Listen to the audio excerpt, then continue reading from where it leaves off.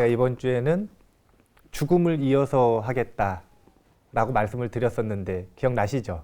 네. 근데 죽음을 이어서 하는 것보다 먼저 연기를 좀 앞으로 당겨서 하고 싶다라는 생각이 커요, 지금. 연기라고 하는 부분을 앞으로 좀 당겨서 먼저 하면 죽음과 삶이 이해가 훨씬 잘 될 수 있겠다라는 생각이 있어서 연기를 좀 앞으로 당겨서 와서 하려고 그러는데 괜찮을까요? 네. 사실상 연기 부분이 이제 불교인문학 파트가 앞 파트 12강이 될 텐데 그 12강의 하이라이트라고 보시면 돼요. 연기에 대해서 어떻게 설명을 해드릴까 하다가 제가 어제 이 저녁 공양을 하고 나서 냉장고 문을 열어봤더니 요구르트가 있더라고요. 근데 난생 처음 보는 요구르트였어요. 그 요구르트인데 여기 이렇게 잡아가지고 요구르트니까 당연히 먹으려고 이렇게 딱 잡고 딸려고 그러는데 흔들었는데 무슨 소리가 나더라고요. 요구르트인데 흔드니까 무슨 약 같은 게 들어있는 것 같아요. 그래서 이렇게 읽어봤더니 알약이 들어있대요. 뭔진 그 알약이 무슨 용도인지 모르겠는데 뭐 요구르트에 들어있으니까 먹으면 되겠다라는 생각이 들어서 땄어요. 이렇게 땄는데 여기 보니까 여기 이 입구 있잖아요. 입구 위에 알약이 2알이 딱 들어있는 거예요. 그러면은 그걸 어떻게 드실 거예요? 우리가 일반적으로 딱 땄는데 여기 알약이 2알 있어요. 요구르트인데. 그럼 그거 어떻게 드시겠어요? 그냥 마시지. 그냥 마시는 건가요? 그게 당연한 건가요? 저는 알약은 당연히 어떻게 먹는 게 제 습관이냐면 손에다 올려놓고 먹는 게 습관이에요. 그래서 알약이 있으니까 당연히 뚜껑이 따로 있겠지라는 생각을 무의식적으로 했겠죠. 그래서 손에다 이렇게 부었는데 손에다 이렇게 부었는데 알약하고 물이 같이 나오더라고요. 깜짝 놀랐어요. 이 장면이 사람이 가지고 있는 업력, 습관을 아주 잘 보여주는 장면이에요. 근데 이 장면하고 유사한 장면이 또 있습니다. 스님들도 군대를 갑니다. 특히 이제 장교로 가면은 전쟁이 일어나면 뭐 포탄 쏘고 총 쏘고 이런 것도 많은데 그거보다 더 무서운 게 화학전이에요. 화학전. 화학무기 있죠. 화학무기. 그것 때문에 방독면 쓰는 연습하고 하는 거거든요. 근데 이제 화생방 교육 말고 이게 없어가지고 이 화학전 그 화학무기에 몸이 닿았을 때, 그러니까 쉽게 말하면 중독됐을 때 있죠. 그때 자기가 스스로 주사를 할 수 있어야 되거든요. 그 약 있잖아요. 약. 해독제? 해독제를 스스로 이제 주사를 할 수 있어야 되니까 그 주사하는 방법을 훈련을 받는 거예요. 근데 주사하는 방법을 훈련받는데 이런 병원에 있는 이런 주사기 갖고 할까요? 그게 아니라 군대에 뭐 따로가 있겠죠. 군대에 그게 따로 있어요. 근데 우리나라에 지금 최근에 전쟁이 일어난 적이 있나요, 없나요? 그러니까 만들어 놓고 유통기한 지난 해독제가 있겠죠. 유통기한이 지났어요. 이게 그 해독제에 뭐가 포함이 되어 있냐면 마취제가 포함이 되어 있어야 되니까 이 미량의 그 마약 성분이 조금 들어가 있는 거예요. 미량의 마약 성분. 근데 유통기한이 지난 겁니다. 그래서 그걸 절대 몸에 맞으면 안 돼요. 근데 이렇게 네모나게 요런 모양으로 생겼어요. 요런 모양으로 생겼는데 이렇게 위아래 주사바늘이 없는 거예요. 그러면은 요런 걸 딱 주고 누르면 주사바늘이 탁 튀어나오면서 주사를 할 수 있는 겁니다. 그러니까 이거를 이제 누르는 걸 연습하는 거예요. 자기 몸에다가 주사하는 걸 연습하지 않습니다. 주사하면 유통기한 지난 거잖아요. 주사하는 걸 연습하는 게 아니라 누르는 걸 연습을 하는 건데 이거를 누른다면 이렇게 잡고 눌러야 되나요? 아니면 이렇게 눌러야 되나요? 옆에 잡고 이렇게 눌러야죠. 왜? 주사바늘이 이게 튀어나오게 하려면 옆으로 잡고 이렇게 누르셔야지. 그게 당연한 건가요? 네. 저는 당연히 이렇게 잡고 눌러야 되는 줄 알고 그냥 정말 저는 의도가 전혀 없이 아무런 의심도 없이 잡고 이렇게 탁 누른 거예요. 이렇게 누르니까 저는 당연히 어떻게 될 줄 알았냐면 이쪽 밑에 쪽에서 주삿바늘이 나오면서 땅에 주삿바늘이 꽂히겠지 라는 생각으로 이걸 이렇게 누른 거예요. 근데 반대더라고요. 이게 위로 튀어나오더라고요. 유통기한이 지났어도 그날 기분이 좋더라고요. 제가 이 이야기를 왜 하고 시작을 하냐면 두 가지 상황이 비슷한 상황이에요. 어떤 상황이냐면 저는 무엇인가를 누를 때 이렇게 누르는 습관이 있는 거예요. 그러니까 아무런 의심 없이 이렇게 누르는 거예요. 또 알약을 먹을 때 이렇게 해서 손에다 놓고 이렇게 먹는 습관이 있는 거예요. 그러니까 아무런 의심 없이 이렇게 놓는 거예요. 이게 지금 잘 봐보세요. 우리가 무엇인가 습관이라는 것이 우리의 행위를 지배할 때 보면 그 습관은 무엇을 근거로 만들어졌냐 하면 과거의 행위를 근거로 만들어졌죠. 과거에 이렇게 한 번도 안 먹은 사람이 이렇게 먹을 가능성은 없어요. 요구르트는 항상 이렇게 먹었기 때문에 그냥 이렇게 마실 가능성이 높은 거예요. 과거에 어떤 행위를 했느냐에 따라 지금 이 순간에 이렇게 먹을지 주사를 이렇게 꽂을지 결정이 되는 거죠. 잘 보면 우리가 지금 하는 행동들 있죠. 행동들. 그 행동들이 그 행동하고 그 순간 사라지나요? 아니면은 어딘가에 세력으로 남아있나요? 분명히 세력으로 남아있죠. 일단은 이거를 분명하게 구분하실 수 있어야 돼요. 우리가 일반적으로 이런 말을 합니다. 아이고 이놈의 업 때문에. 이게 무슨 업이냐. 이런 표현 쓰나요 안 쓰나요? 특히 기쁜 일이 있을 때 쓰나요? 안 좋은 일이 있을 때 쓰나요? 기쁜 일이 있을 때 아유 이놈의 업 때문에 좋네. 이러지 않잖아요. 안 좋을 때. 이거는 우리나라 사람들이 업이라고 하는 단어에 대해서 어떻게 생각하는지에 대해서 일면을 보여주는 표현입니다. 긍정적으로 생각하나요? 부정적으로 생각하나요? 아니면 중립적으로 생각하나요? 부정적으로 생각하죠. 착각이에요. 왜 그런지 보여드릴게요. 업이라는 게 있습니다. 근데 이 업이라는 건 정말 중립적인 단어예요. 이거는 단순히 이제 카르마라고 하는데 카르마. 이 인도말로 카르마가 업이거든요. 근데 이거의 뜻이 뭐냐면 행위입니다. 행위. 행위. 그러니까 카르마라고 하는 건 뭐냐면 지금 제가 분필로 저희 칠판에다가 썼죠. 이게 카르마, 업이에요. 근데 이게 고유한 특성이 있어요. 어떤 특성이 있냐면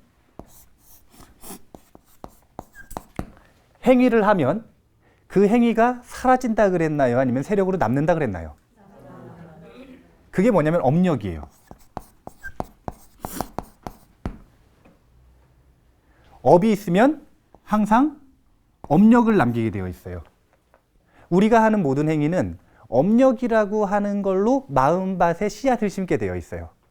그리고 이 업력이 발휘되면 다시 행위가 나타나는 거예요.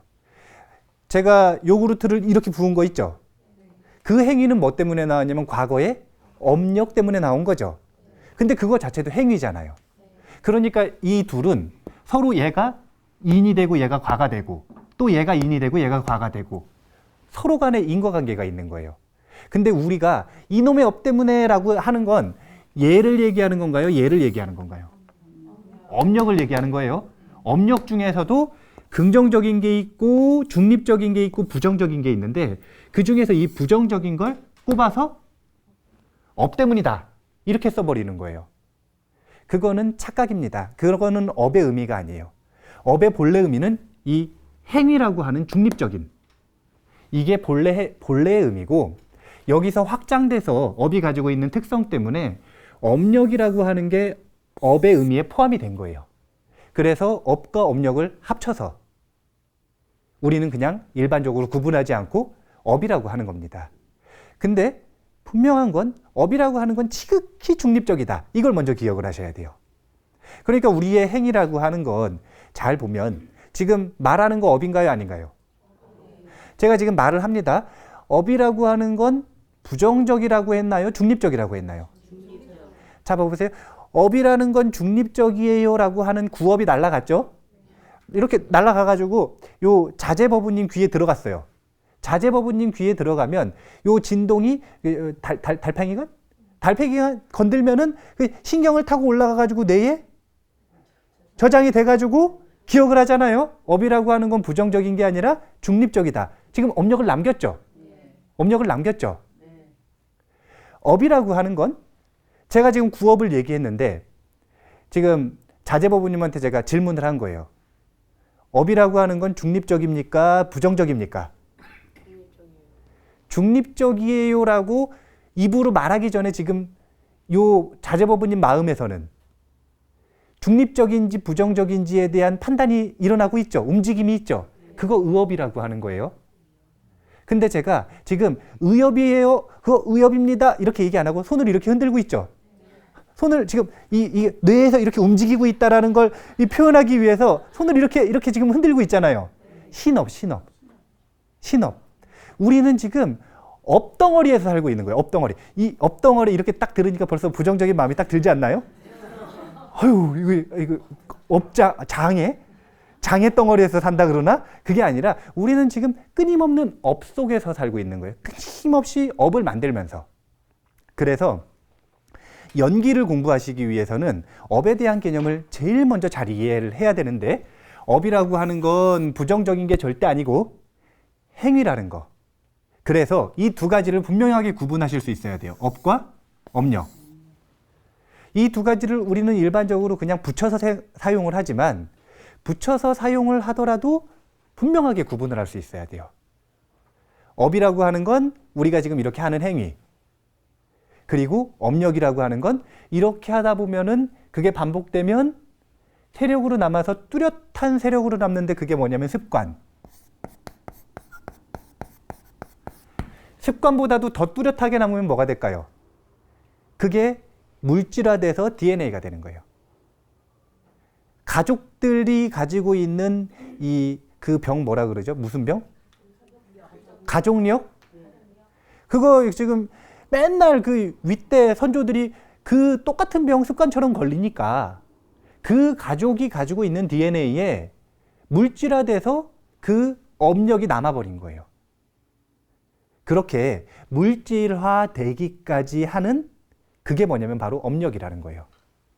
여기까지 이해가 되시나요? 업과 업력을 분명하게 구분하실 수 있겠어요? 일단 저걸 이해를 잘 하셨으면 혹시 질문 있으시면 한번 받아보도록 하겠습니다.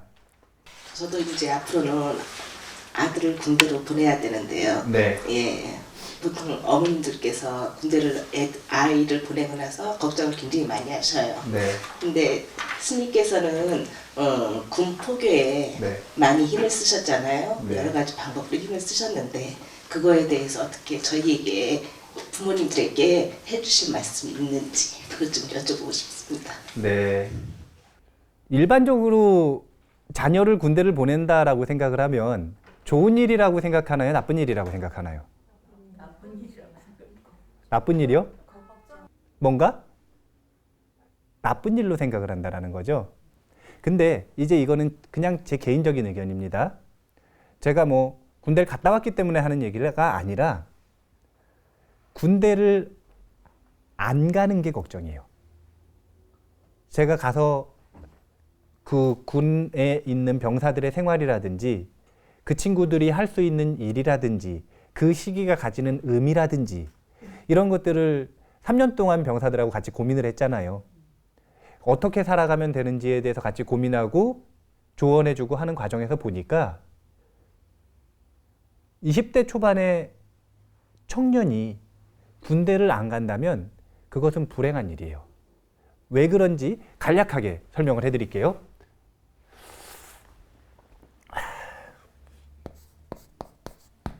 군에 가면 세 가지 특징이 있습니다. 군에 가면 세 가지 특징이 있어요. 첫 번째는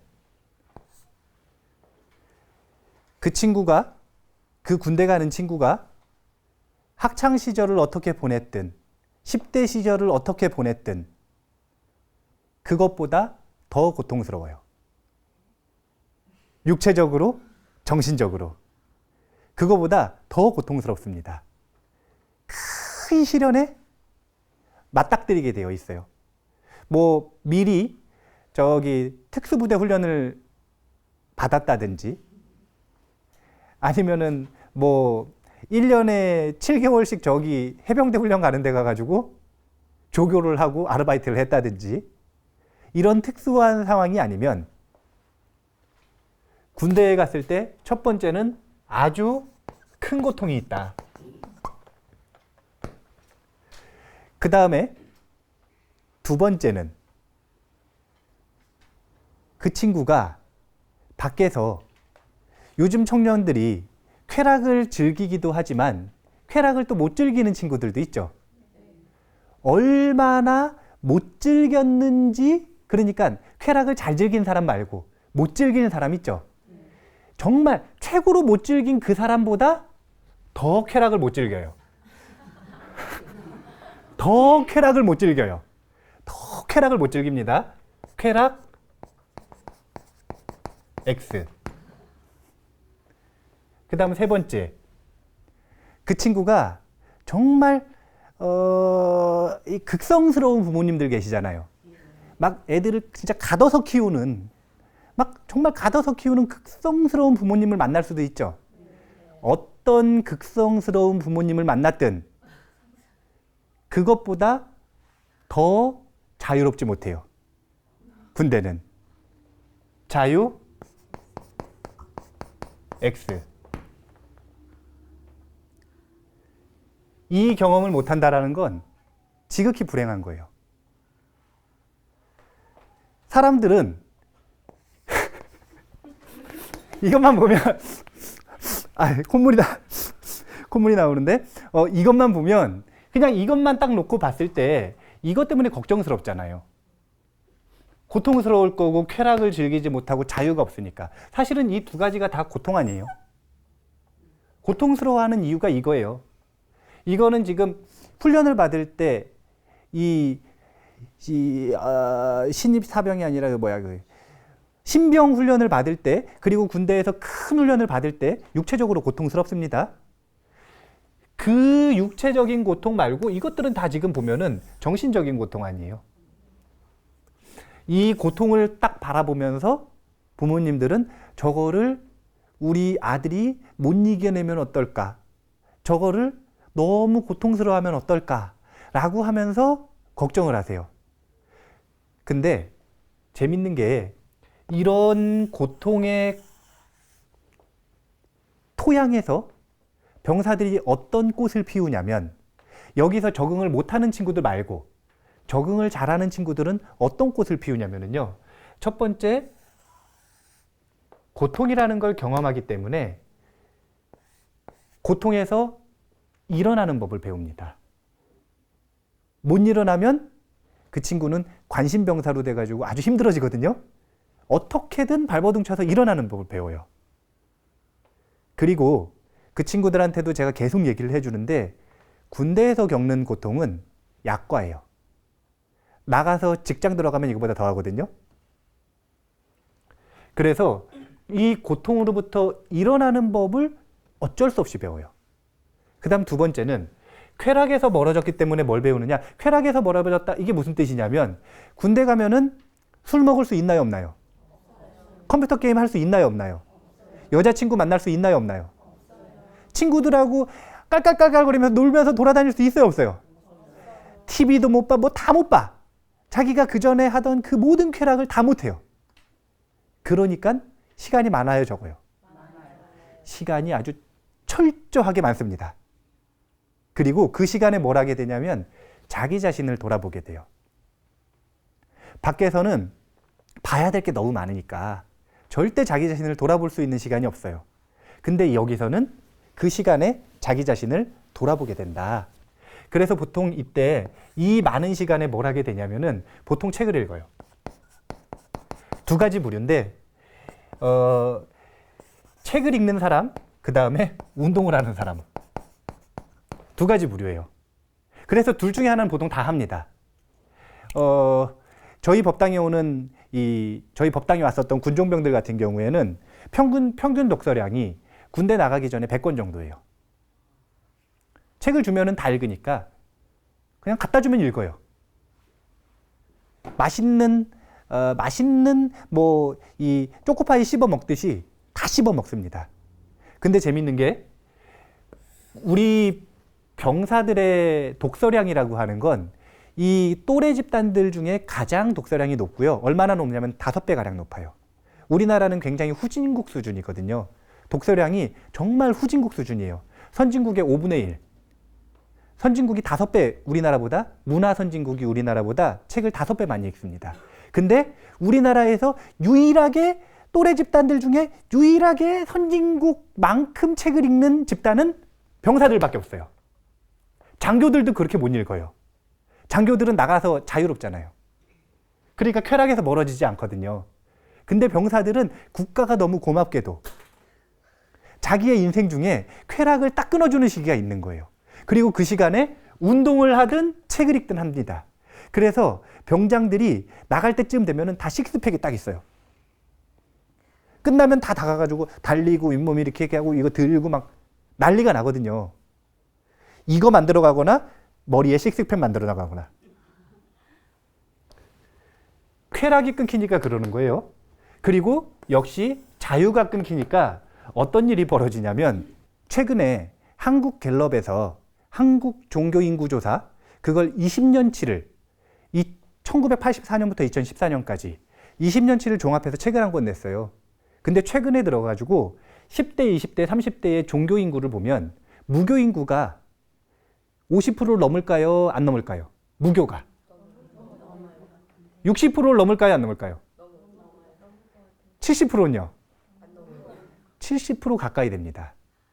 이제는 종교를 가지고 있는 사람이 희한한 사람이에요. 10대, 20대, 30대는요. 불교만 그런 게 아니라 개신교, 천주교 다 그렇습니다. 종교를 가지고 있는 게 희한한 일인 거예요. 근데 그 또래 집단들 중에서 종교 활동을 가장 많이 하는 또래 집단이 어딜까요? 군인이에요. 군인이에요. 자유가 없으니까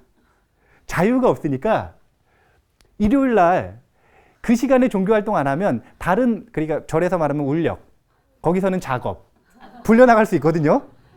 그러니까 전부 다 웬만하면 종교 활동 갑니다. 그래서 종교 활동률 1위, 책 독서 1위, 운동 1위, 그리고 일어나는 방법에서 최고. 이 기간을 거치지 않으면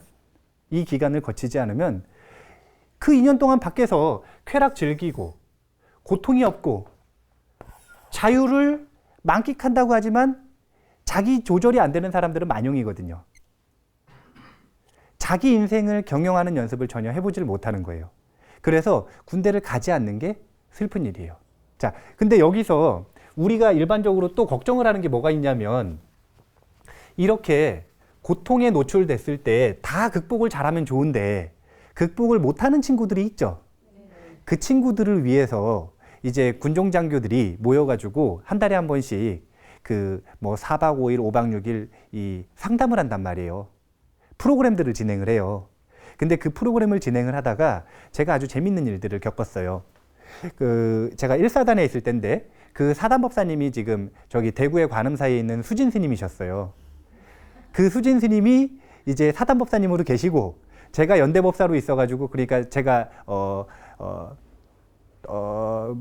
제가 부하죠. 제가 부하 말고 뭐라 그러죠? 상관? 뭐 어쨌든 그런 거예요. 그런 관계예요.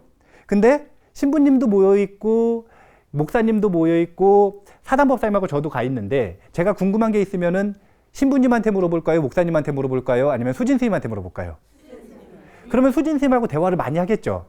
근데 어느 날 갑자기 뭐 예를 들어가지고 여기 있는 자제법부님이 교회 다니는 친구예요. 아주 독실한 교회 다니는 친구인데 손을 탁 들더니 저한테 질문을 하는 거예요. 스님 질문 있습니다. 제가 3박 4일 동안 들어보니까 스님들이 목사님들보다 신부님들보다 예수님을 더 많이 외치시는데 예수님을 더 많이 외치시는데 말끝마다 예수님 예수님 그러시는데 스님들의 종교는 뭡니까? 왜 예수님이라고 외칩니까? 못 알아들었어요. 무슨 말인지. 에? 나 예수님이라고 한 적이 없는데. 근데 가만히 생각을 해보니까 예수님이 아니라 스님들의 특징이 대화를 하다가 동의하잖아요. 동의. 그러면 뒤에다가 뭐라고 이름을 붙이냐면 예, 스님. 예, 스님. 근데 예, 스님 이거를 계속하면 예수님, 예수님 이러잖아요. 그러니까 스님들끼리는 그게 예수님이라는 걸 아는데 난생 처음 스님을 본 그 기독교 병사는 예수님으로 들을 수 있나요, 없나요? 있어요. 자, 여기서 제가 업의 두 가지 아주 중요한 측면을 보여드릴 거예요. 자, 제가 예스님이라고 하는 구업을 뱉었죠. 그러면 예스님이라고 하는 그 말이 저한테만 영향을 미치나요? 아니면 듣는 사람한테 동시에 영향을 미치나요? 듣는 사람들한테 동시에 영향을 미치죠. 요게 업이에요. 예스님이라는 업입니다. 입에서 이렇게 나갔어요. 그러면은 입에서 이렇게 나갈 때 이렇게 나가가지고 쫙 전파돼가지고 여기 계신 분들이 예수님을 다 듣죠. 지금 이렇게 나가가지고 전부 다 나눠서 가져가요, 안 가져가요? 그래서 그걸 뭐라 그러냐면 나눌 공 해가지고 공업이라 그러는 거예요. 첫 번째 업 중에 공업이라는 게 있어요. 나눌 공짜입니다. 함께 공짜예요. 함께. 자, 그러면은 공업이 있으면 불공업이 있겠죠. 불공업이라는 게 있어요. 근데 자, 여기 지금 업이 있어요. 업. 구업이 있습니다. 예수님이라는. 근데 이게 이쪽으로 나가는 동시에 방향이 이쪽으로 나가는 동시에 이쪽으로 동시에 들어오는 거예요. 업 하나가 공업과 불공업이 두 개가 아니라 하나의 업이 동시에 이쪽으로 나가기도 하고 이쪽으로 들어오기도 하고. 업이 이렇게 있으면 연못에다가 돌을 이렇게 던지면 이렇게 원으로 이렇게 해가지고 진동이 나가잖아요. 그것처럼 업 하나가 딱 나가면 이쪽 방향으로 가도 저쪽 방향으로도 갈 거 아니에요. 그것처럼 동시에 하나의 업이 동전의 양면처럼 공업과 불공업의 측면이 있는 거예요. 그래서 어떤 영향을 미치는가?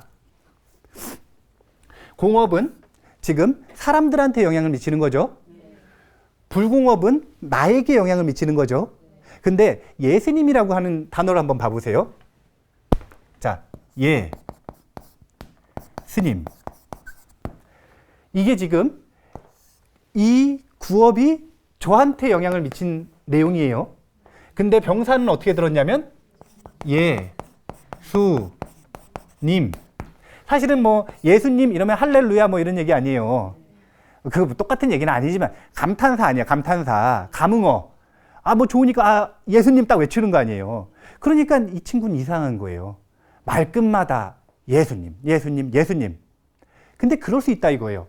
근데 이게 두 가지가 다른 업 때문이가 아니라 똑같은 업이에요. 하나의 업이 예수님을 하기도 하고 예수님을 하기도 하고. 이거는 지금 뭐라 그랬냐면 불공업. 이거는 공업이라고 그랬죠.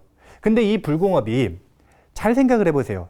제가 누군가 저한테 여기 지금 이제 서 작가님이 앉아 계시는데 서 작가님이 스님이라고 한번 생각을 해보세요. 이제 스님이신데 저한테 뭔가 부탁을 한 거예요. 근데 예스님 할 수도 있고 싫어요 그럴 수도 있죠. 안 할래요 그럴 수도 있고 예스님 그럴 수도 있죠. 안 할래요는 동의하는 건가요? 동의 안 하는 건가요? 예스님 하면 동의하는 건가요? 동의 안 하는 건가요? 그럼 예스님, 예스님, 예스님 그 구업을 할 때마다 내 마음에 동의하는 습관이 드나요? 아니면 거절하는 습관이 드나요? 긍정적으로 해석해보고 동의하는 습관이 드는 거 아니에요. 그래서 스님들은 처음부터 뒤에다가 예수님을 꼭 붙여요. 좀 웬만하면 예스 해야 되니까. 또 이것도 뭐 또 예스님이 될 수 있겠네요. 예스님. 이게 될 수 있겠네요. 근데 이 하나의 구업이 내 마음에는 어떤 영향을 미치냐면 내 마음에 긍정적 영향을 미쳤어요. 이게 왜 긍정적인가? 웬만하면 예스 하면 긍정적이잖아요. 그리고 또 스님들이 무조건 예스님 안 합니다. 스님들이 무조건 예수님 하지 않아요. 안 할래요. 딱 얘기합니다. 근데 받아들일 수 있는 건 웬만큼 동의해 주는 거예요. 그게 뭐냐면 긍정적인 습관이잖아요. 내 마음에는 지금 불공업이 긍정적 습관을 들였고 이 이야기를 동시에 듣고 있는 그 다른 기독교 병사의 마음에는 의문을 불러일으켰죠. 저 스님은 뭔데 자꾸 예수님 할렐루야를 외칠까? 저 스님은 뭐지? 저 스님 통일교인가? 통일교회는 그 목사님 이제 예수님 예수님 뭐 하나님 상하고 이 불교 그 부처님 상하고 같이 모셔놨거든요. 통일교 그런 데가 있으면 통일교라고 생각하시면 돼요. 그러니까 저분은 뭐 통일교인가? 뭐 그런 의문을 불러일으킬 수 있잖아요. 이 하나의 업이 내 마음에 가가지고 어떤 영향을 미치고 동시에 다른 사람의 마음에 가서 어떤 영향을 미치죠. 근데 이게 지금 이 예수님 이거는 그 의문을 불러일으켰죠. 이거는 사실은 긍정적인 업이라고 보기에는 이제 어떤 마음으로 했느냐에 따라 달라질 수 있으니까 이 얘기가 병사 말고 또 사단법사님 귀에 들어가요. 사단법사님이 듣기에는 다시 또 스님으로 듣죠. 그러면 사단법사님이 본인이 어떤 제안을 했는데 제가 동의해 줬어요. 그러면 저하고의 관계가 원수가 되나요? 아니면은 은혜로운 관계가 되나요? 원수가 되진 않겠죠. 다 동의해 주는데 스님 생각 맞습니다. 그렇게 하겠습니다. 근데 어떻게 원수가 될 수 있겠어요? 원수가 아니라 은혜가 생깁니다. 그러면 하나의 예스님이라고 하는 그 긍정적인 말이 불공업의 측면에서 내 마음에 긍정적인 습관을 들이고 공업의 측면에서 다른 사람과의 관계가 원한이 아니라 은혜를 바탕으로 하게 만들죠. 이런 걸 뭐라면 관계는 묶임이니까 은결이라고 합니다. 은결. 원한의 묶임은 원결. 원결을 푼다 이런 참회 많이 하잖아요. 그것처럼 은결을 많이 묶으면 다른 사람들이 날 돕는 거예요. 다른 사람들이 나에 대한 평가가 긍정적인 거예요. 다른 사람들이 뭔가 도울 일이 있을 때 나를 외면하지 않는 거예요. 어쨌든 이게 하나의 업이 동시에 긍정적이 되기도 하고 또 내 마음에 긍정적이 되기도 하고 다른 사람과의 관계에도 영향을 미치고 그렇게 해서 공업은 나눌 공이라 그랬죠. 나누니까 나누는 건 다른 사람들과의 일인가요? 혼자만의 일인가요? 이제 여기서 이 공업과 불공업을 나누는 기준은 그 불교 교리에 명확하게 나와 있어요.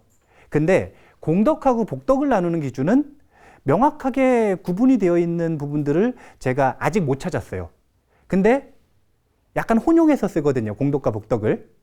이 업을 이렇게 구분하지 않고 그냥 묶어서 쓰는 것처럼 공덕과 복덕도 묶어서 쓰는데 제가 구분을 해드릴게요. 지금 공업 같은 경우에는 다른 사람들과의 관계죠. 이 업이 다른 사람들한테 미치는 영향이니까 이 관계를 뭐라 그러냐면 복덕이라 그러는 거예요.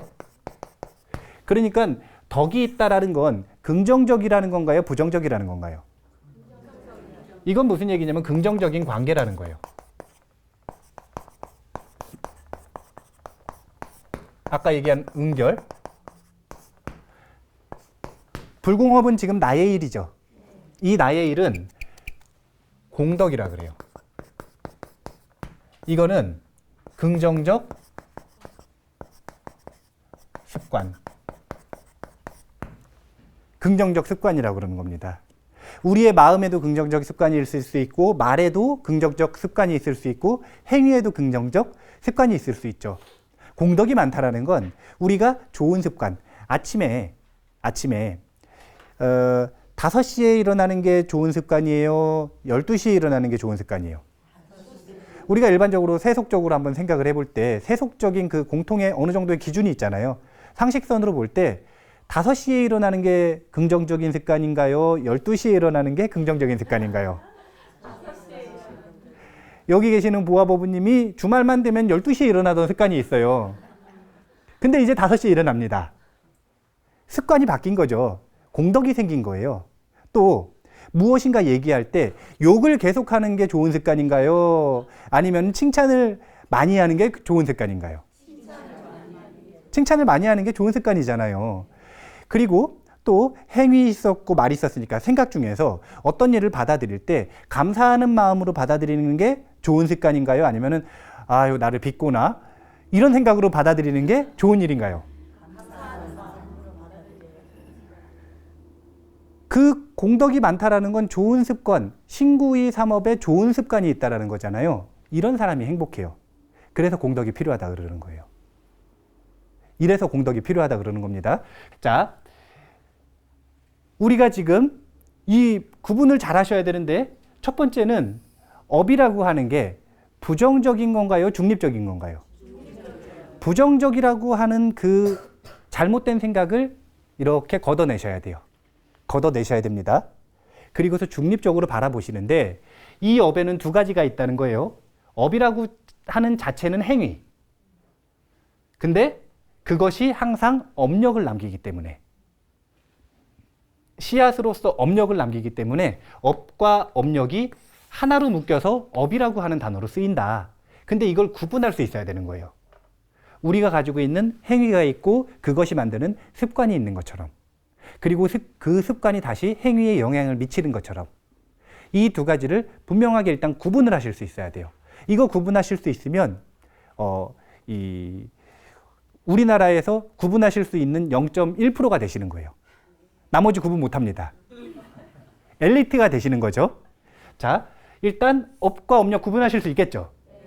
자, 그 다음에 업에는 두 가지 측면이 있었어요. 공업과 불공업이 있는데 공이라고 하는 건 나누다, 함께하다라는 뜻이에요.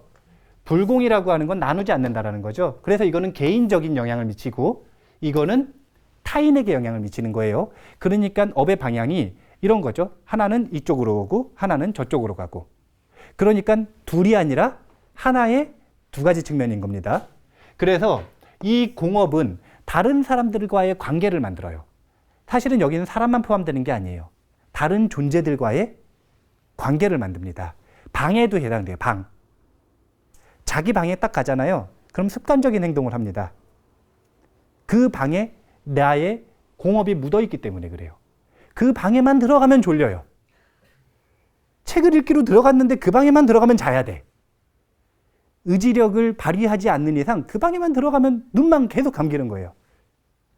그런 건 지금 은혜예요? 아니면 원결이에요? 사실은 약간 부정적인 거잖아요. 그러면 어떻게 하시면 되냐면 닦아내셔야 돼요. 그래서 청소를 많이 하셔야 되는 거예요.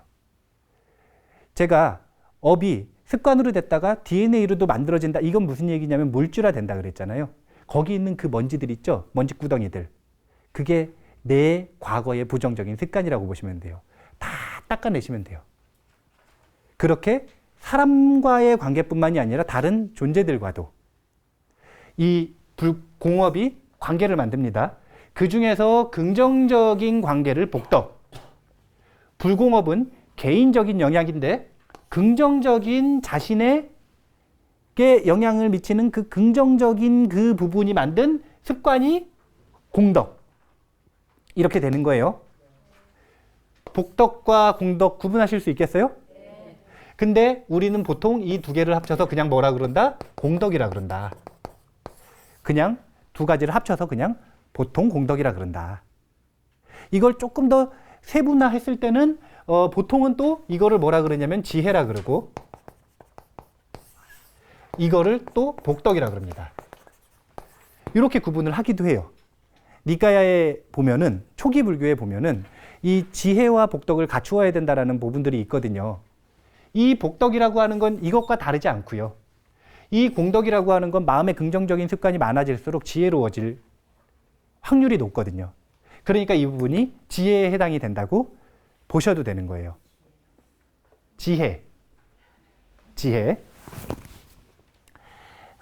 요 단어 하나만 더 기억을 하시고 일단 이번 시간을 마무리하도록 하겠습니다. 혹시 반야심경에 마하반야 바라밀, 파라밀 이런 단어 들어보셨죠? 바라밀, 육바라밀 이런 말 들어보셨죠? 보시바라밀 이런 말 들어보셨죠? 그 바라밀에 대한 해석이 다양한데 그 중에서 한 가지 해석이 뭐냐면 바로 이 공덕입니다. 건네준다. 저기 도피한 저쪽 열반의 세계로 건너간다. 그래서 뗏목이다 뭐 이런 표현을 하는데 그 뗏목이 뭐냐면 바로 지혜고 공덕이죠. 그래서 공덕이라고도 해석을 해요. 그러니까 우리는 바라밀 할 때 보시바라밀 이러면 보시하는 긍정적 습관, 지게바라밀 이러면 계율을 지키는 긍정적 습관, 인욕바라밀 그러면 인욕하는 습관, 정진바라밀 하면 이거는 정진은 지금 게으른 건가요? 아니면 부지런한 건가요? 부지런한 게 첫 번째고 자신감이 있는 건가요? 없는 건가요? 정진은 자신감이 두 번째 핵심입니다. 부지런한 습관, 자신감 있는 습관. 그리고 선정바라밀은 마음이 흐트러져 있는 건가요? 아니면 집중하는 건가요? 집중하는 습관. 지혜바라밀은 내 마음대로 해석하는 건가요? 있는 그대로 보는 건가요? 있는 그대로 보는 습관. 그렇게 그 바라밀을 이 공덕으로 바꿔서 생각을 하실 수 있으면 지금 연기를 2시간을 할 건데요. 그 중에 첫 번째 시간에서 우리가 배워야 할 것들을 배웠다고 할 수 있습니다. 요거 어떻게 잘 구분하실 수 있겠어요? 네. 이 구분 잘 하셔야 돼요. 네. 하실 수 있죠? 네. 예, 그러면은 박수 치라고 계속 하는데.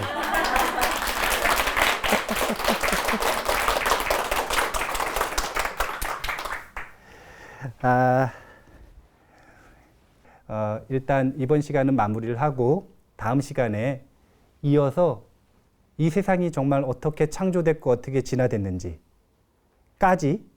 업을 중심으로 한번 연기서를 나아가 보도록 하겠습니다. 이번 시간은 마치겠습니다. 감사합니다.